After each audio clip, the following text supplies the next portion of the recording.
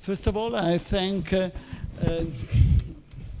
Alexander Pereira to be here with us in this meeting, which is one of our big frame, art and science, you know.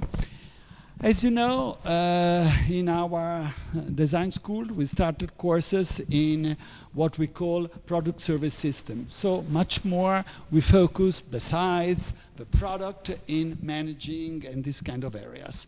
Coming to the Scala, I think you introduced great innovation, thinking about new audience, like children, for example. Can you tell us something about your new idea that you brought to our theater?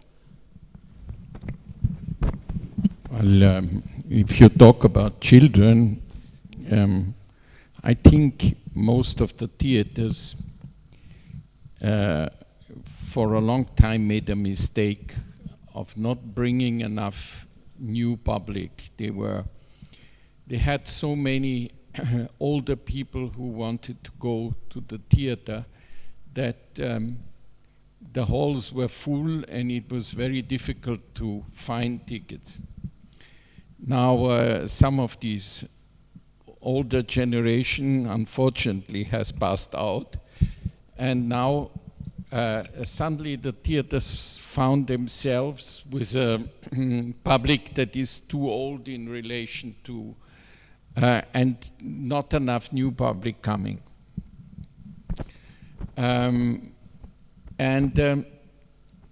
If you lose 20 years, let's say, you cannot switch up on as switching on the light, and now you have all the young people between 20 and 40 coming every evening into the opera. So I think, and we all tried to switch on the light, and it worked in a certain way, but not in a way that I was convinced. So I said, let's forget all the people we lost already. Let's do what we have to do for them, but let's start again with the 4-year-olds. Because if I bring 1,000 4 to 9-year-olds into the theater, I will have 900 who will come back. If I bring 1,000 who come to the theaters between 20 and 40, I have 150 coming back. So I think you have to take, not the risk, but you have to be realistic and start where you really have an excellent chance. So what we did is we invented, I mean, there are the famous operas in the world, The Magic Flute of Mozart, or Barbiere di Siviglia by Rossini, or Cenerentola by Rossini, Elisir d'Amore. Now, we bring the 4 to 9-year-olds into a performance that lasts about 3 hours or 3.5 hours.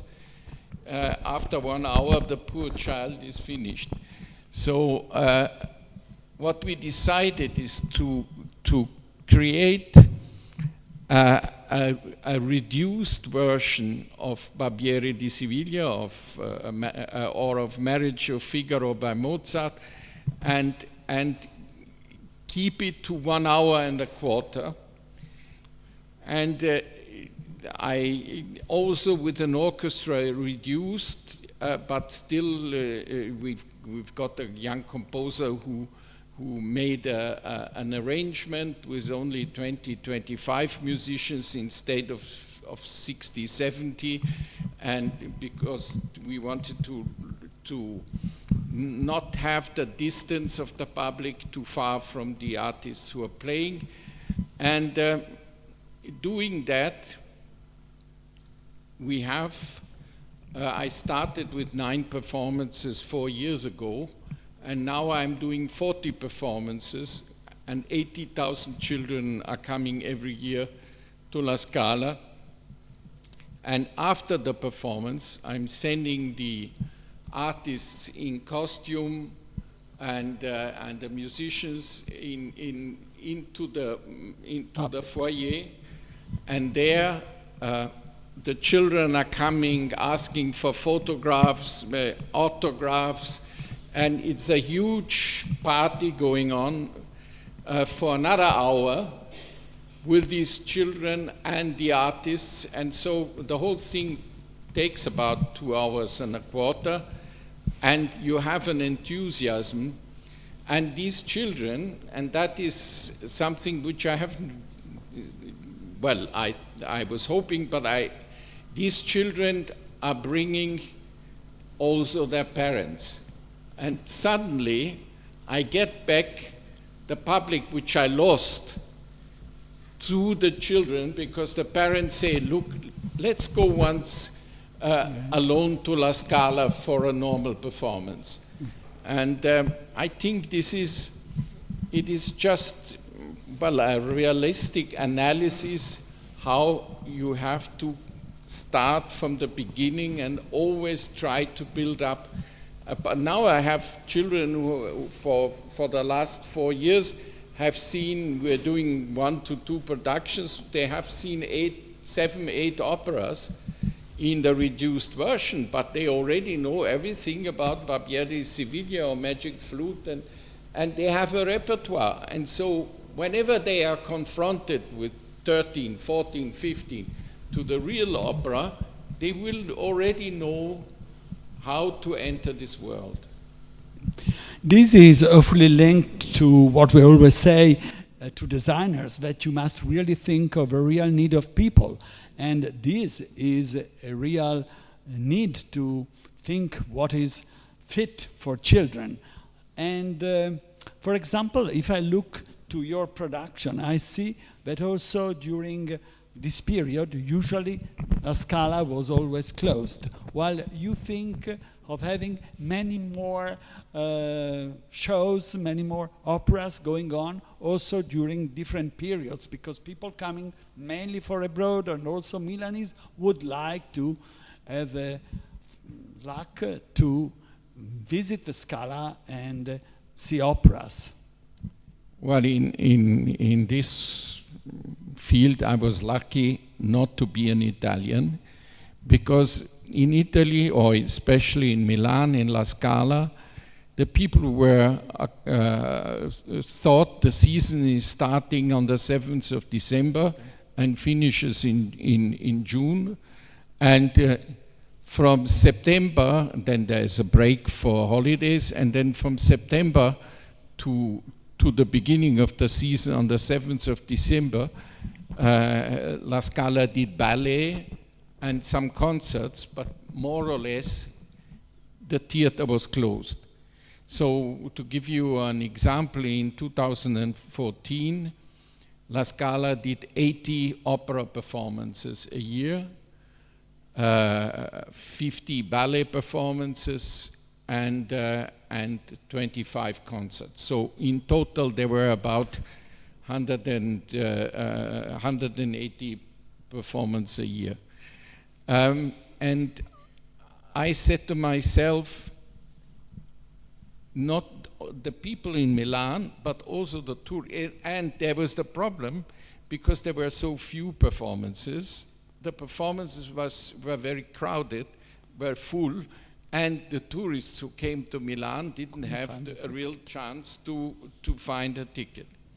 So I said to myself, if I open La Scala from September to end of November, I create 80,000 more tickets, and creating 80,000 more tickets, I'm distributing the visitors better over the whole year, so I will have a little more capacity in the spring, but also obviously I had to create a new public who would be ready to come September, October, November, because La Scala has 2,000 seats and 40 performances is 80,000. And obviously I didn't sell all the 80,000 on the first day, because until the people realized that there is an opera offer, Also in autumn, it took some time, and it still takes a little bit of time, but in total, we increased our sales from 2004 to 2017 by 8 million euro. The overall sales is 36 million per year, and we increased it from 28 to 36. So I think this decision to have an autumn season in La Scala was a very important. Plus, we increased the number of ballets by another 15, and we increased the number of concerts. We doubled the number of concerts, and as I said, we are doing 50% more opera performances, and plus we have these 40 performances for children. So now we are around 280, 300 performances a year. And I think this is the goal of a theater. It's not there to be closed. Yeah, and as a Milanese, I always felt in the past years La Scala as a closed word, as you were saying, you know. Now I see that in a way La Scala is working as one of the key points of the city of Milan. For example, we just finished the Fashion Week, and the final event was at the Scala. We are competing with Paris. We know that many people are leaving Milan quickly, and Paris is starting with Dior. I think it's great that we can show to the world our jewels, and the Scala is open to take part to the whole of the Milanese system. Yeah, and I think the theme of sustainability, which is every year for the finishing on the Sunday of the end of the Settimana della Moda, also gives an important message, and I think Milan has really is a very big challenge to Paris.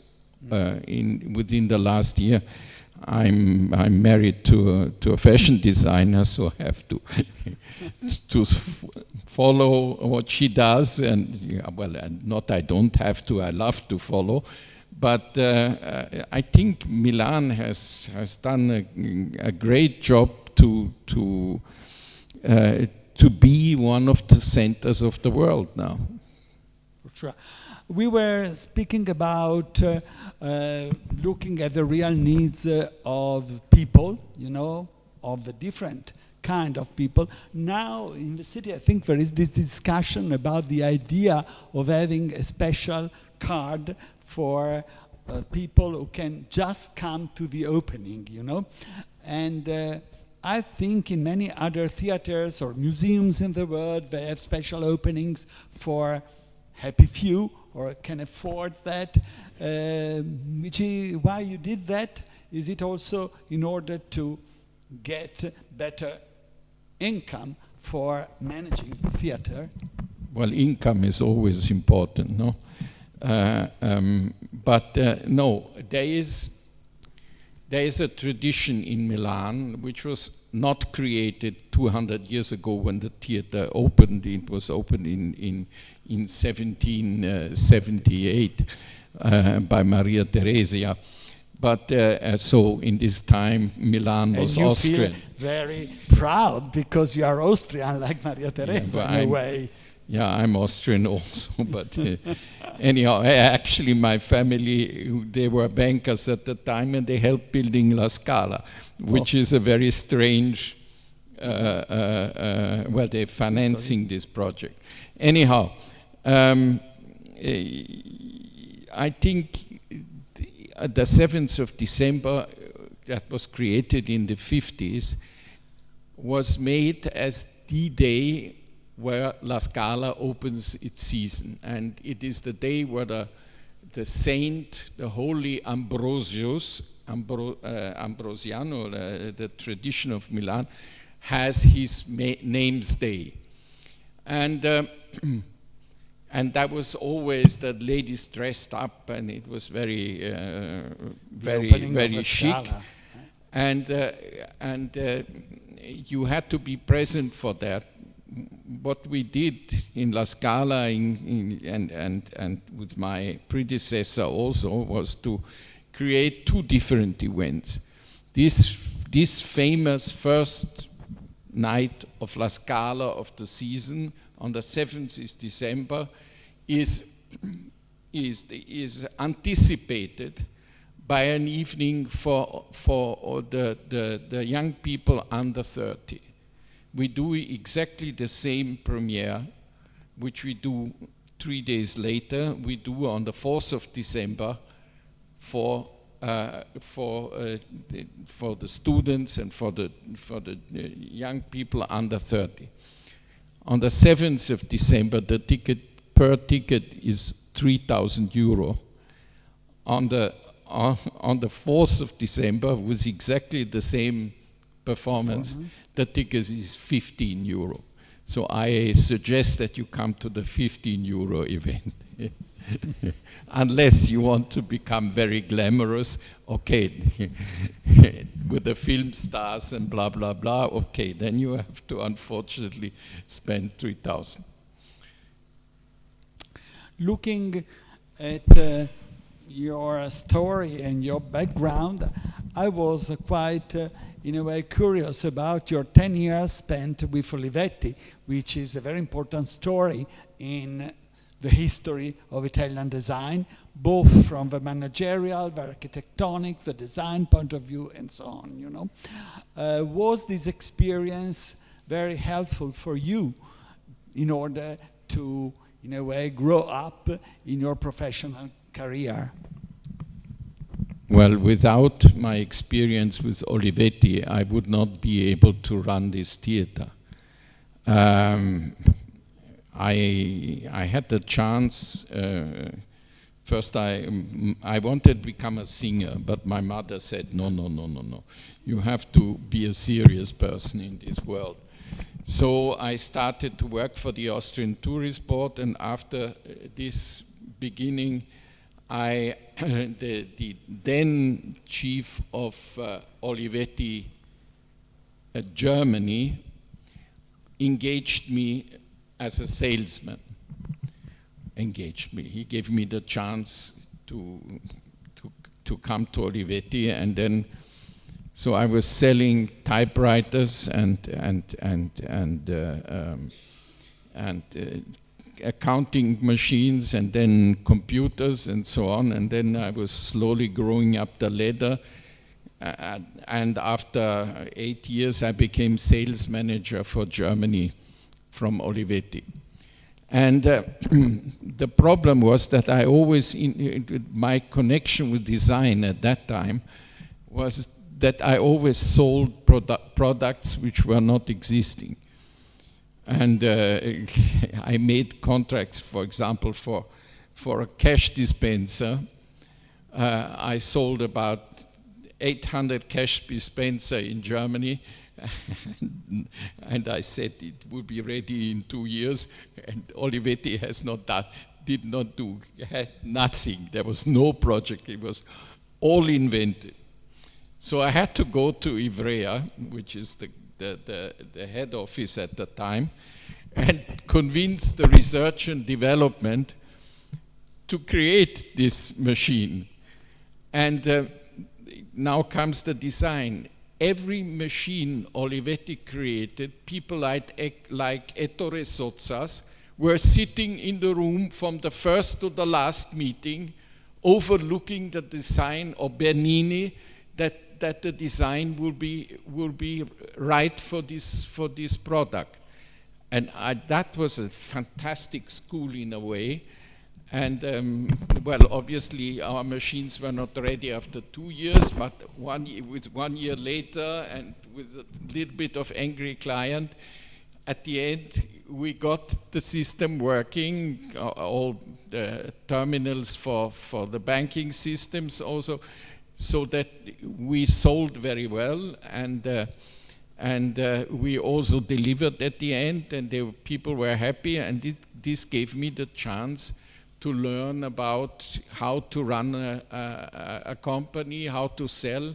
And you know, selling is extremely important. I tell you why.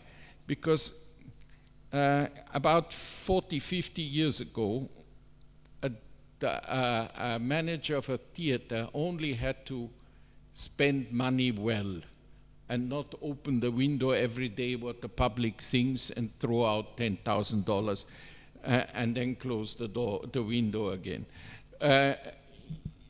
The profession has completely changed. Now I have to do the same thing, not throw out 10,000 out of the window, but half of my time, and I have to engage the artists and everything, but half of my time, and it's really half of my time, I have to find money.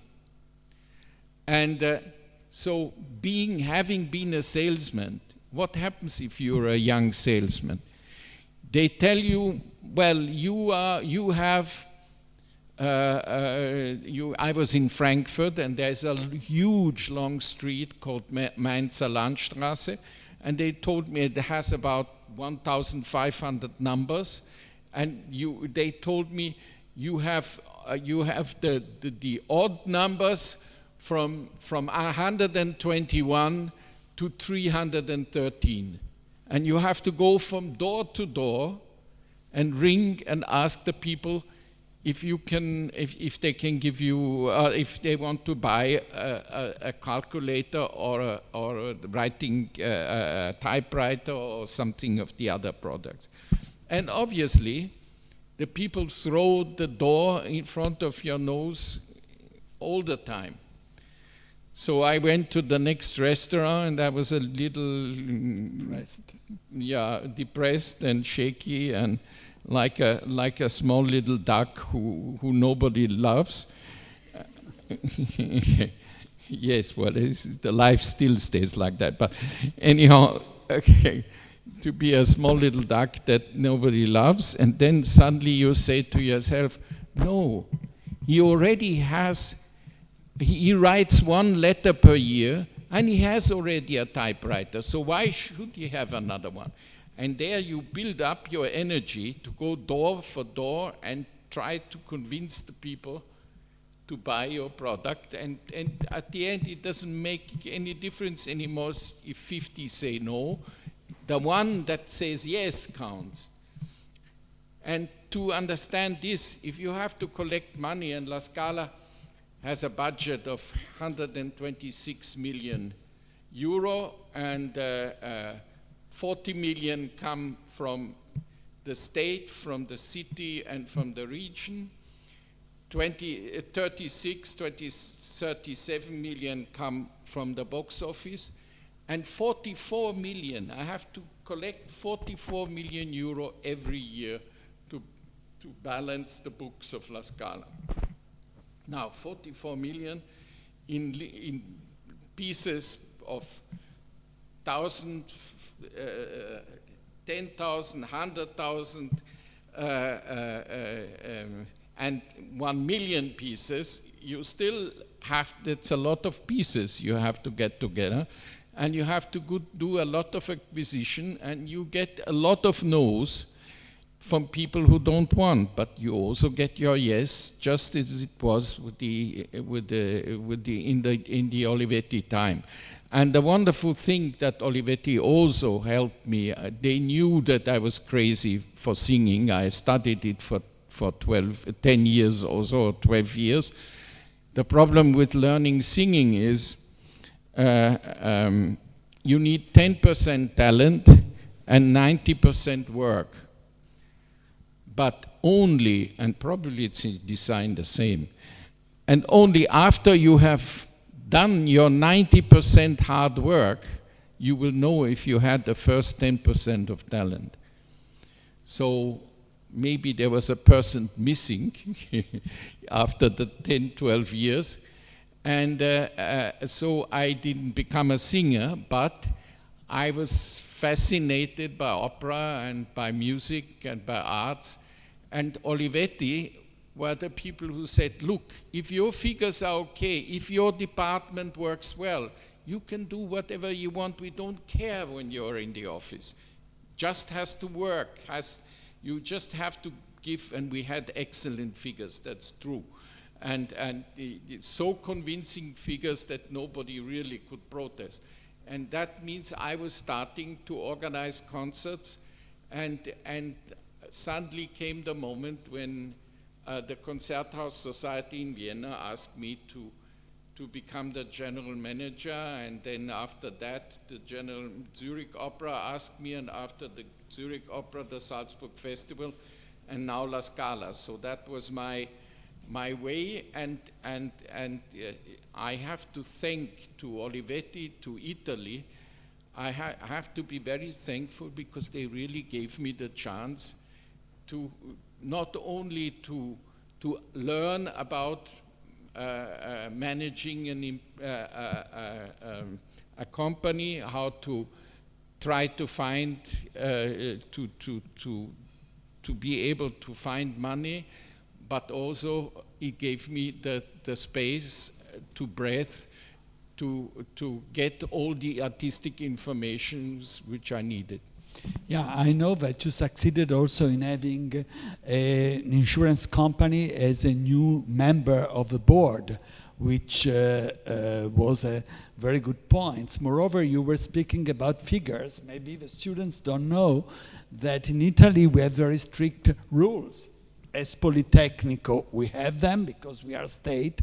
So you are a state funded, but in a way, having all these revenues from private, they allow you to be much more free from all the bureaucratic links that inside our university and all the state organizations are pretty tough in our country, like in many other countries in the world.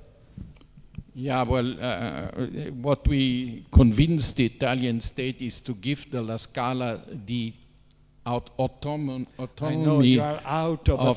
gestione, because no, Istat we have, but we still a semi-national company. But I mean, look, it's a big difference if you have 44 million in your pocket and you go to your minister, or if you have zero in the pocket.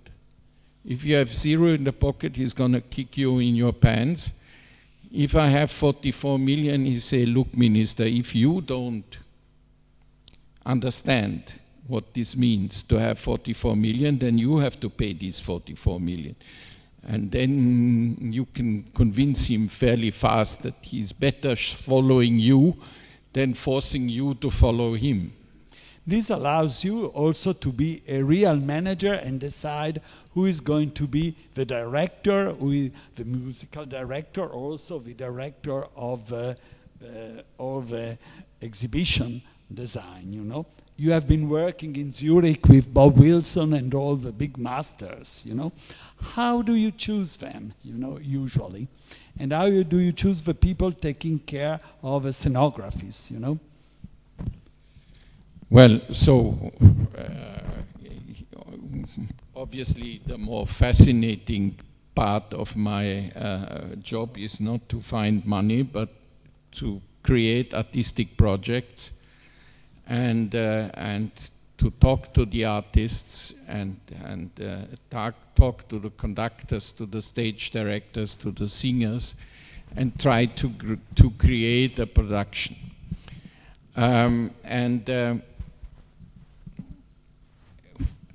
Well, I think the intuition is at the end the most important help you can have.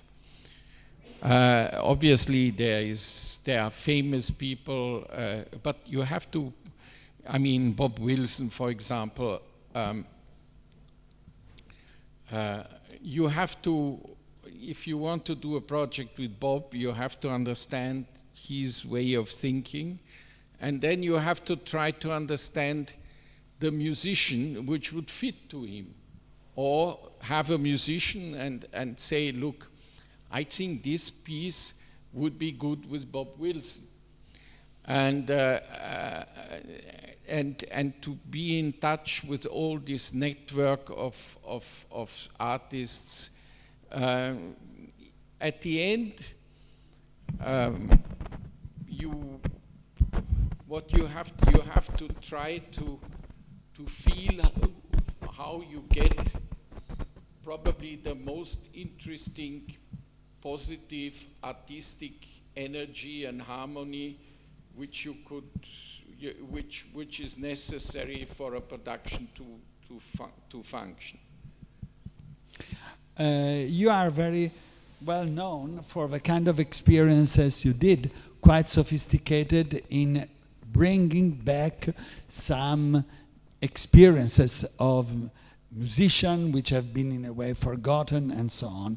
I think coming to the Scala, you tried to do what you did in Zurich with, let's say, German or Austrian musicians. You tried in a way to rediscover in a new way the Italian opera. Was it an interesting challenge for you to do that?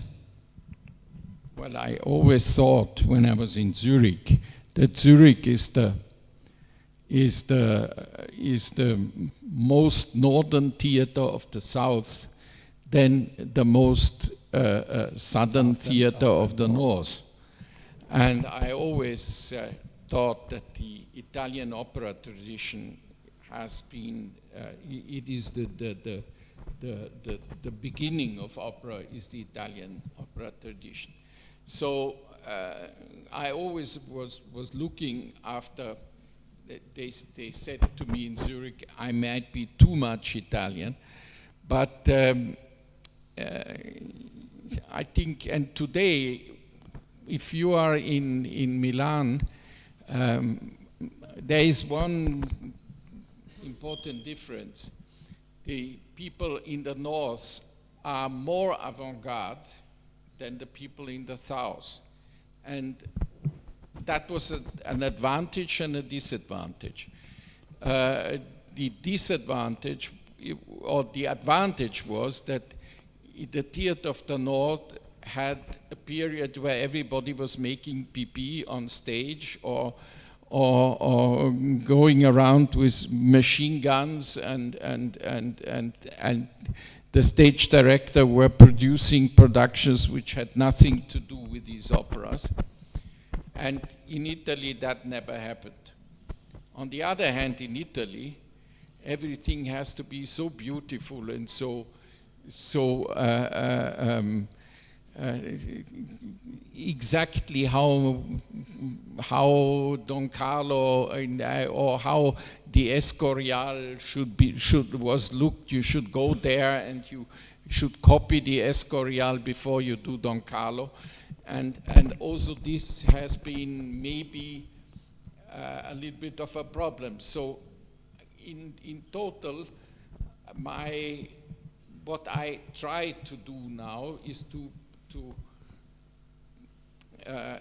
give the traditionalists something to breathe so that they don't kill me, to give the avant-gardists who exist also in Milan something to breathe so that they can live with me, and have a number of productions where I can find an experiment to try to create a typical style which works for La Scala and is an innovation of what La Scala aesthetically has taught. Many singers feel, or at least we read, that are afraid of the Milan and as well in Parma audience, because Il Loggione, the real experts, are quite wild. But recently, I think in Milan, everything is working quite smoothly. Was it, in which way you obtained this kind of result? Well, it is true that it is not an easy public, and especially the people who want to see a very naturalistic Jesus performance, and then they see something more modern. they start to boo. And there's another thing with singers. In a way, La Scala had the chance to hear the most famous singers of all times.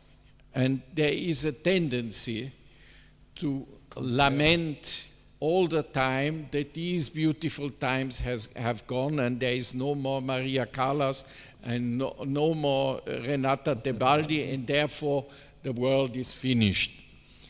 And so they intended to boo much more often the new singers who have to I still have to do Aida, and actually I personally am convinced that the singers who are singing Aida today are singing it at least as well as they sang it 40, 50 years ago, because the musical precision has to be much more, is much more thought after.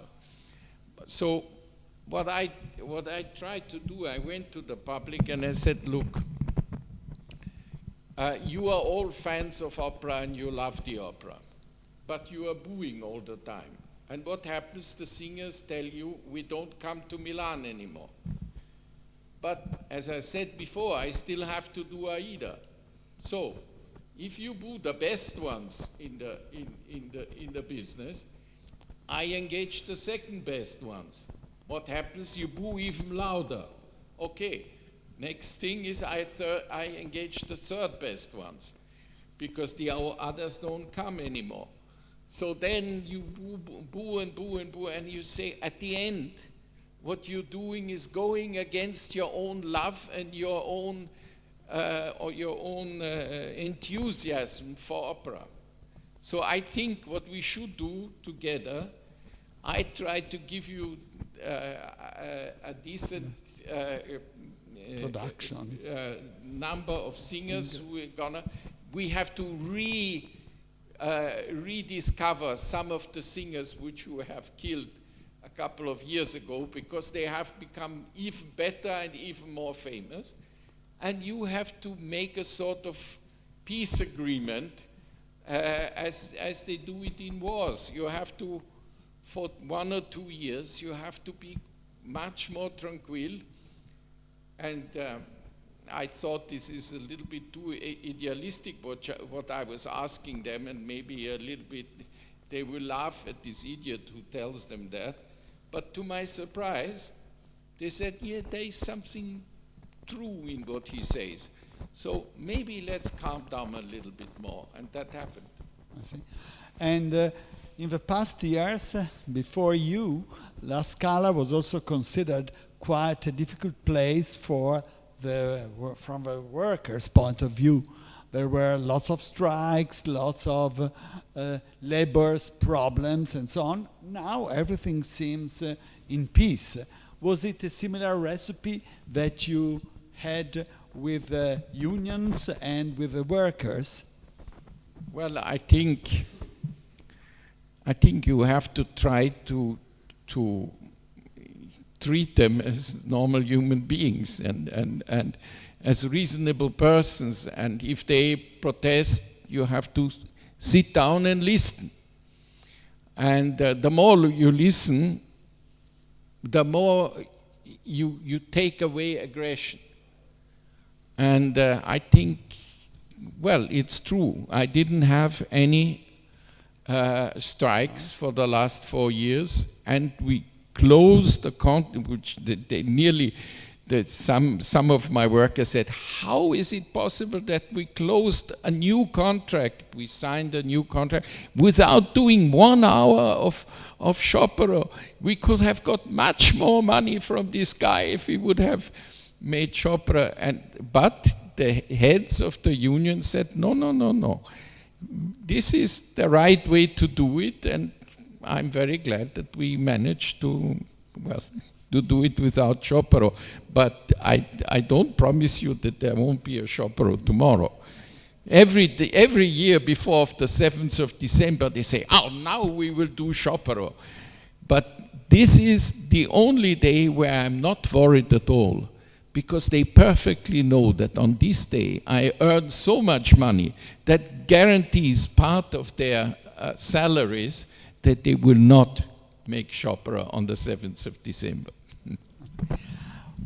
We know that all the labs of the Scala are beautiful, a miracle. I happened to visit them with some students years ago, and I think 3 years ago, il Salone del Mobile made the official dinner in the warehouse of Ansaldo, and I remember we entered with the music going on, and from a kind of passerelle we could see all the labs and so on. It was magic, you know.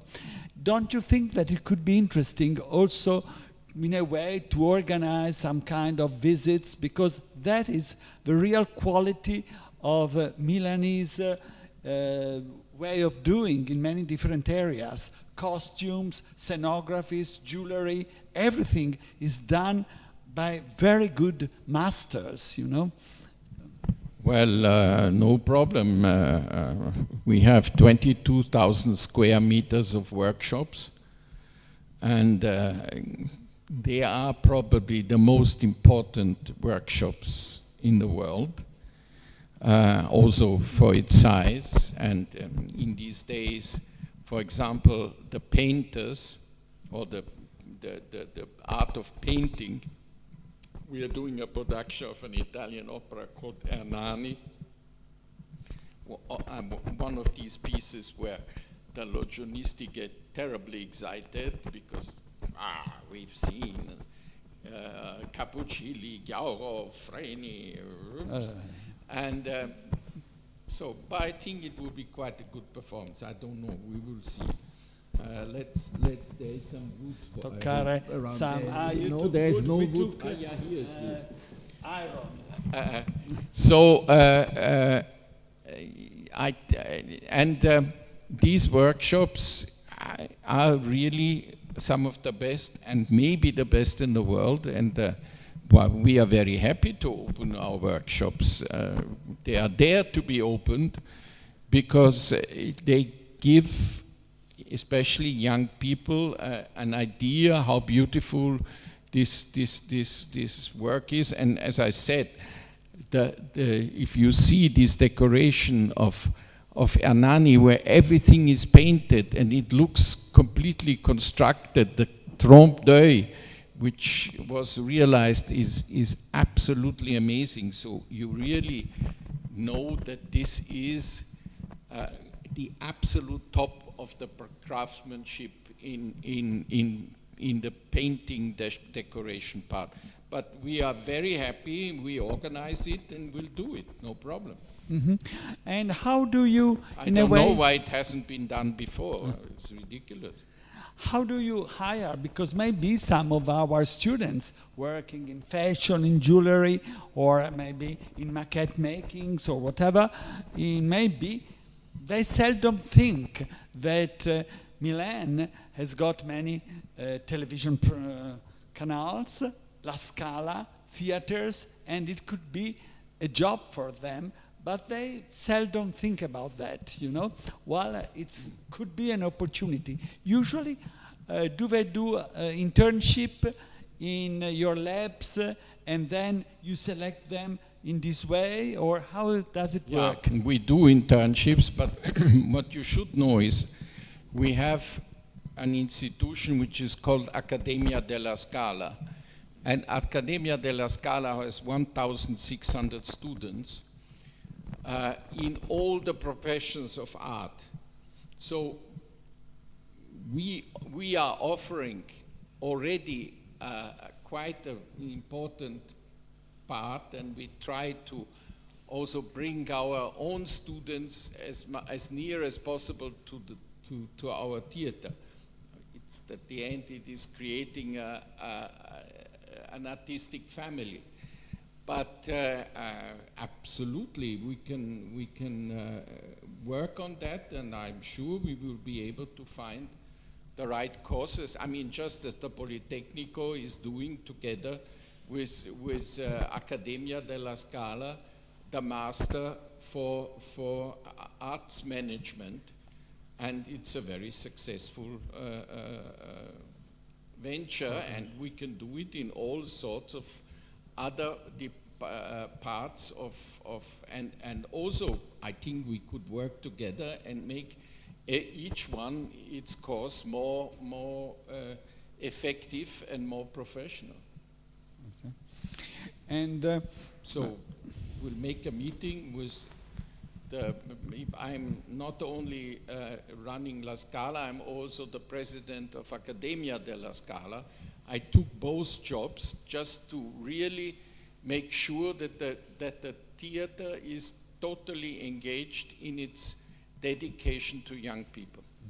In other areas like exhibitions, for example, we go on making partnership because it's a way to cut costs, exchanging production, exhibition and so on.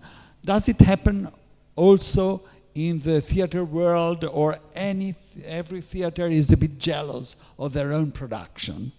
No, it's not a question of jealous.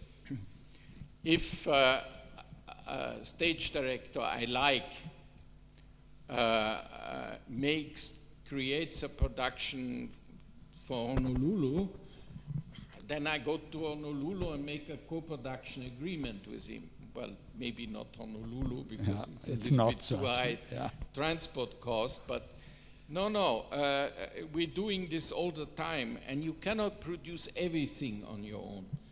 But at least with about 12 productions per year which are created by us, about 9, 10 no, even 15, 9, 10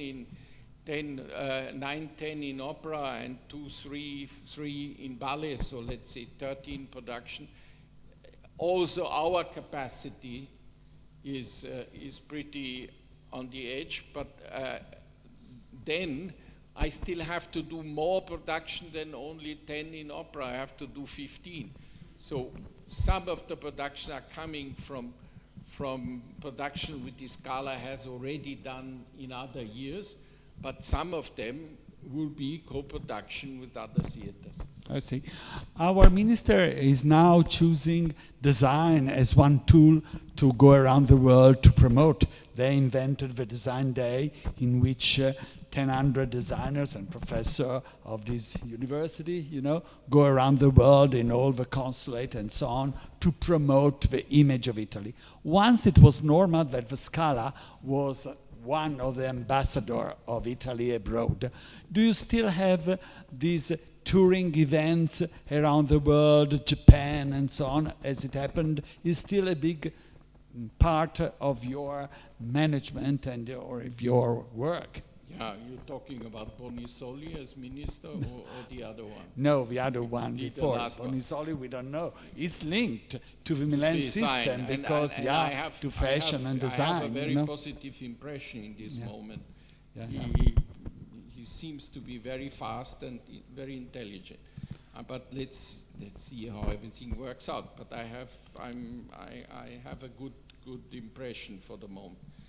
I mean, it's not my way to judge him, but still, we have our problems. We talk to him, and we get. Moreover, he's a Milanese, so he's quite close to our institutions. He knows and them. he has been. Piattaforma Moda and so on. He directed a private art school. So, to come back to your question, yes, today, my ballet company comes back from 4 cities in China, or in Macau, which is also in a way China, and Beijing and Tianjin, and I'm just coming back from Langzhou. From a big project which we are creating there, and in Shanghai we have very much big projects coming up. We will go to Japan in 2020 for 1 month. We are going to Australia this month in November, and then again in 2021, and then we did tours in Germany, we did in France. We are going now to with my academy and its orchestra, we are going to Juilliard, Princeton, and Maryland universities, so 2 of 3 American universities. And I mean, every year we're doing 3, 4 tours. We're going to Saudi Arabia and Oman, we're going to India. We are very busy going around and at the same time do our 300 performances. Oh, it should be also a tough job to run all these kind of different programs going on, in fact. Well, yeah, tough is not, I mean, tough is not a is not a quality. We have to do what we have to do, and if it's a little bit more tiring than other things, well, then it is like that. But I mean, this is the most famous opera house in the world. Maybe not always the best, but still it is one of the 5 best in the world for sure. And well, I mean, the Italian tradition, the Italian culture has a lot of people who love Italy and who really need to be in touch with Italy, and we have to bring our things there and they have to come to us. I think let's think about the future. I have read, but I'm not sure, but now there is a discussion about the future. You will be there, but also there is this new idea that the new general manager of the future will be close to you. So this is very clever. It seldom happens. No, it's not like that. It's not like that. Explain to us how it is. Well, the planning, I am planning the 2022-23 season. I'm not planning what is coming now. So the profession of a theater director is always much more in advance to think, how is this singer who is singing? I don't hear him how he sings today. I hear him how he probably would sing in 3-4 years. So this to give credit or not credit is one of the important parts of my profession. Now, if I am in 2023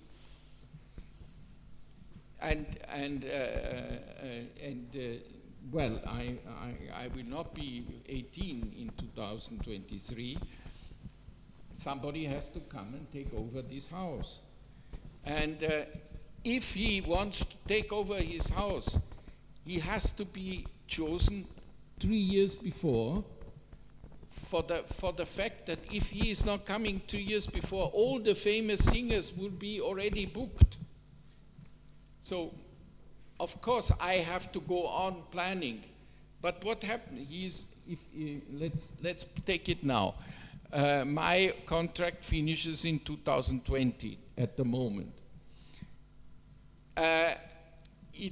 But my plan has gone until at least the end of 2022. So in a certain way, it doesn't make sense that somebody new comes and for 3 years he has to do what you have done. So if I did bullshit, then he will be attacked by everybody. If I did great, okay, then he sleeps a nice life. But I think the person who has to come now has to start planning 2023 now. And this will be his. He will not tell me it's bullshit what you do in 2021. You should take another singer. No, he just will have the procura to do nothing else than to plan from 23 to 26. That is, and that has to be implemented. No. they are already, it's not so easy because the law is not, the law doesn't allow, the law at the moment says one director finishes and the next day, and the one before or the future one has nothing to do with him until this day, and the next day he starts, but then he will be 3 years too late. That is the problem, and that is why I try to solve that problem for the future. Yeah, that is a very intelligent idea, because in many institutions people are coming and have to take care or exhibit what has been planned by other people. Maybe they like it, maybe they don't, but they are obliged. Yeah, and then it's a huge problem. So it's really managing new idea and new concept, and I do hope that our politicians will understand the meaning of all that. That seems quite yeah, that's an Italian clever melody. Yeah. It is because in Germany, in Austria, in England, the people are engaging before and give them the chance to plan only the things which would be their work in the future. Here in Italy, there is this. I mean, also the board. I have a board, and I'm member of the board and CEO of this company, and actually the CEO has to and the board all lose their mandate on the same day, on the 15th of February 2020. That is theoretically absurd, that the whole knowledge of the theater vanishes from 1 second of the other, and a new board and a new director comes and they don't know anything about what's going on. So this is an Italian problem. It's not. Yes, that I would say so many times is linked to personal narcissism, you know, to be the one, you know. No, that's the law. It's not narcissism. Yeah, I know, but it's the law is linked to this kind of cultural habits, you know. I think that if you ask me what was the most important thing I did, I think it's the children's opera. And what did warm my heart most, to see all these children having a big, being totally silent during the performance, and after the performance doing this big party. It's difficult to beat 2,000 children enthusiastic. You will never get them, the grown-ups as enthusiastic as the children, obviously. So maybe, because that did not exist at all in Milan. Milan did nothing for children, I think, and to bring these children into the Sala Storica, in the theater, hall of the theater, which you were just describing, as a big impression when you were maybe 14 or 15. You have to give it at 8, at 6, at 4. No, 0 is a little bit too early, but the rest, yes.